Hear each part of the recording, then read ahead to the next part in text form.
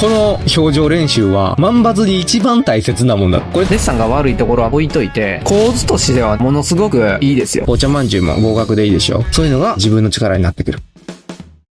やってきまーす。小人。まず、いらないの。これいらない。でかすぎ。色もアピールしすぎ。で、こっちとこっちで正直、目線の動きの幅が全然足りてない。表情が言うてあんまり変わってない。多分このスイちゃんの真似をしたんやと思うんだけど、しっかり目線反らしてるってわかるやろ？しっかり目線を反らしてて、で、気づいたっていうのが、英語としっかり書き直してるからね。で、これつけてたりするけどさ、小人がつけてたみたいに、こんな大々的にアピールしてないやろ？こういうのはおまけなのよ。別になかったとしても、あ、こっち気づいたな。で、ウインクしたら星出そうだなって。なくても別にええもん。あったらより可愛いけどっていう。次。サンマ。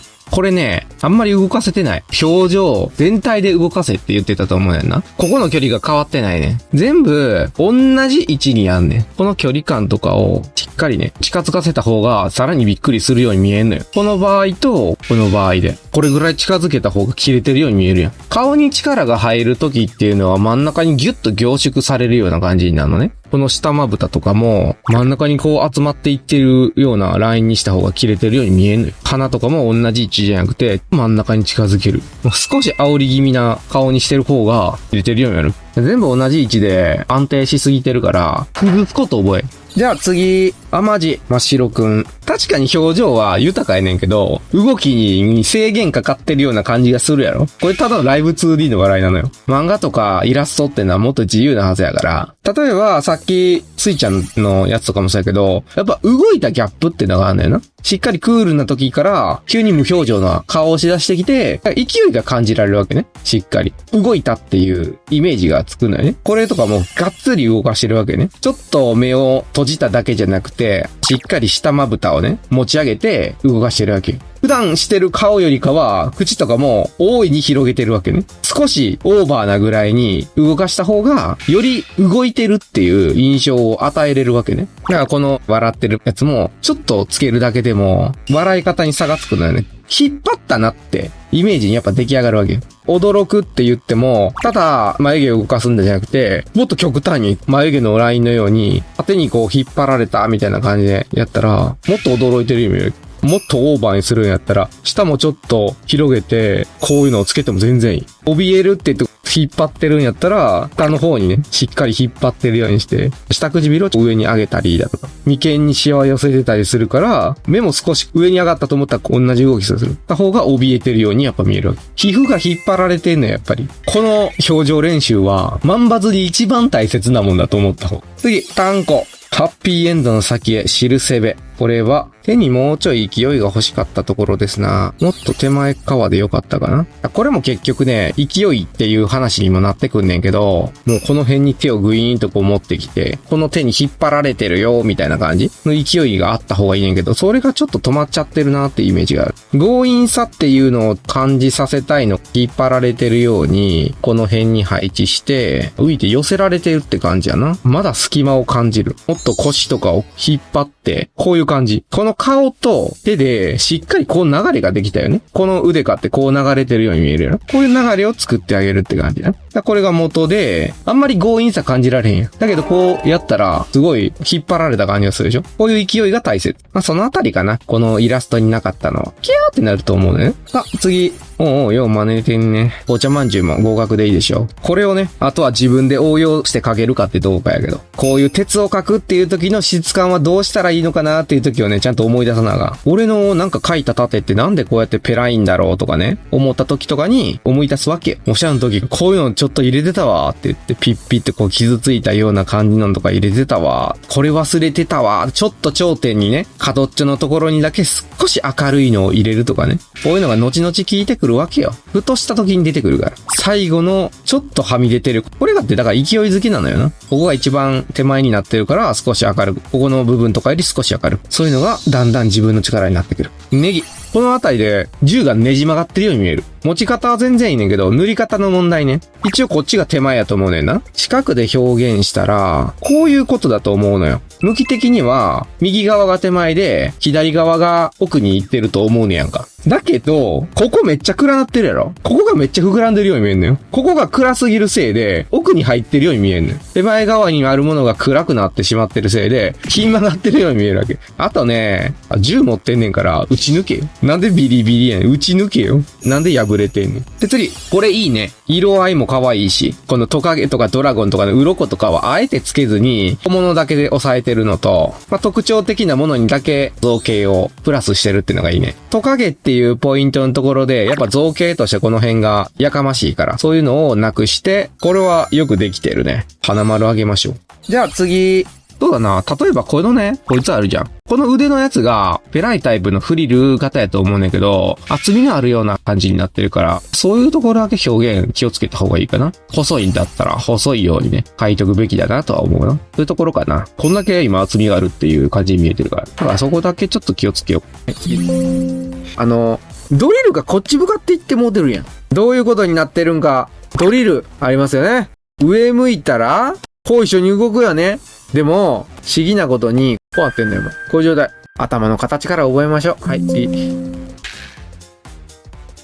次行きまーす。まず怪しいなっていうところは、つむじ。顔の真ん中がこの辺りやとしたら、つむじがこの辺りにずれてるっていうことは、これはちょっとおかしいよね。このつむじをここに直してください。次に手前に腕曲げてるっていうことはで、腕がもっとこういう円柱状の形になってるはずやから、手の甲の真ん中の線引っ張っていったら大体この辺りに。あとちょっと払いたくなるようなエフェクトが多いかな。シルエットの邪魔をするやつとかね。そういうのがちょっと多すぎるかなと。手前と奥とでぼかすだけじゃなくてはっきり大きさ分けたりもね、した方がいいと思いますよ。次行きましょう。肩のズレが気になりますね。じゃあ肩のズレを直したら次みんな気になるところは腕の長さですね。腕の長さがバラバラなんが一瞬で分かっちゃいましたよね。手の長さだけは絶対に騙せないね。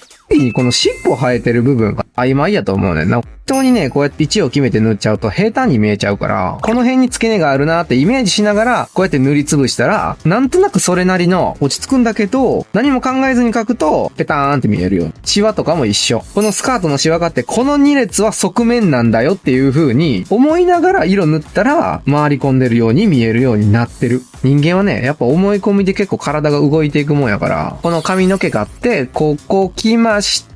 で、東海帝王のすごい後ろぐるーんと回ってきて前に行くとかね、思いを込めて書けば絶対に繋がっていくはずやから。で、誰か言ってた首ね。この辺りに耳があるとしたらその下から生えてるからね、ずれるよなーっていう。で、これはなんて言うんやろ。毎回名称気になってんねんけどさ。てか何のためについてんの。で、獣人を書くときは必ず耳の位置を揃えてください。目の位置が揃ってるように耳の位置も揃えてください。ちゃんとこの頭の形を意識して、この辺りやったらまあ大体この辺りになる。揃えてくださいね。今ちょっともう今回めんどくさいから修正しないですけど。はい、じゃあ次行きまーす。この待ちかねタンホイザは髪の毛に手突っ込みたかっただけなんやと思うねんな。これだったら、こう斜めに向かって書いて、で、ここに正中線をもう合わせて、で、ベタッと潰さずに、きちんとこの回り込みも書いてほしいよね。この後ろに回り込んでいってるスカートを書くだけでも全然、その立体感が出てくる。こんな感じで腕突っ込んでる方がまだ自然に見えたんじゃないかな。髪の毛を巻き込んでいってるような感じの方が伝わるんじゃないかな。で、キャラクターはできるだけ真ん中に書くと。次、さんですね。ニュアンスは伝わるけど、この顔がどういう状況になってるかっていうと、こんな顔になってるやろな。正面から見ると。これぐらい顔の面積がちっちゃくなってしまってるね。でも、ここで、デッサンが悪いところはもう、それはそれで置いといて、布団で寝てる、この枕がやで、もう一個あったとする。めっちゃ気にならへん。でさ、この辺にさ、こんなん見えてたらどう思う？絵作りってこういうことなんだよね。ふと見てみたらみたいな感じで、妄想できる要素を入れてあげるのよ。布団をさ、整えずに荒れてたりすると、みたいな、この辺で猫の手がこうやって伸びてたりすると、みおちゃん後ろってここ見たくなってくるやん。周りにそういう要素を入れていくと、いいねとかリツイートにつながるんですよね。さん、構図としてはね、ものすごくいいですよ。だから正直バズるかもしれない絵ちゃんと描いてたらね。だから絵が上手いだけじゃ話にならへんよっていうことですね。ですね。まあ次。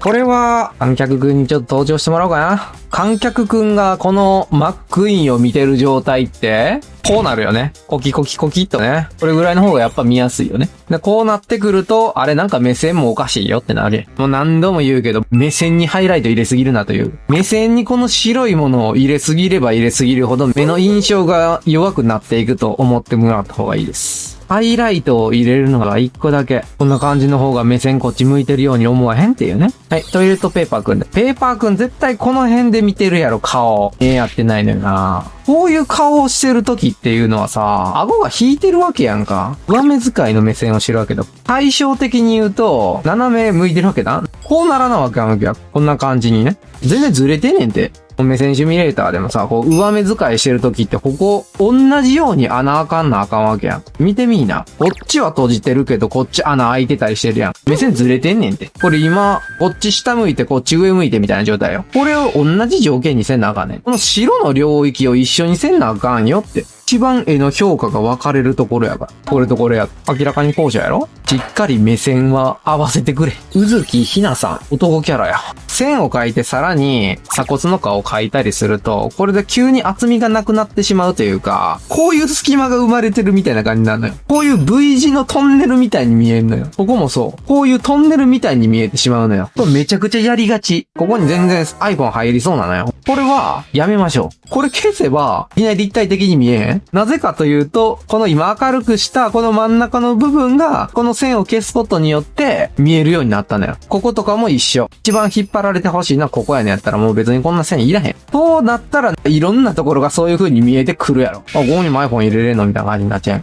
めちゃくちゃ分離してるところやったらわかるのよね。こういう二つの重なりのところとかやったらさすがにそれは物体が分かれてるからやればいいねんけど、シワっていうの結構繋がってるもんやからね。そういうところを大事にしてください。ファイティングセクシーアニマです。おはようございます。これ何？アイマスのキャラクター構図が悪いよな。こういうイラストやにやったら足とかも欲しくなってくるよな。こういうイラストの方が盛り上がるよね。まあ次。なんじゃろな。こう中心とかにやってほしいよね。立体を作ろうとするときはとにかく重なるところを作るのが大事なんよ。円柱を作るっていうのもこう重なりを作るためなんよ。円柱を作ることによってここに面がありますよっていうのを表現して本来こう伸びてたものに対して重なりを作る。それで立体物って表現されてるのよ。紐一つ使ってこう伸びてるけどもここに円柱みたいなのを存在させてるわけよ。こうやって重なりが表現されてるわけね。何気ないところでもきちんとここで円柱を意識してやるときちんとした動きに発生するわけだな。あと指がまっすぐなってるやん。まっすぐなることってほぼないのよ。特に小指をまっすぐするときって、マイクを握るとき。言うてそういうぐらいのときしかないねんか。女の子っぽい手つきするときは、一本だけ人差し指がすごい自由効いて曲げてるみたいなことになると、女の子らしい手つきになるっていうのを覚えておけばいい。小指を曲げて、人差し指だけちょっと曲げるような。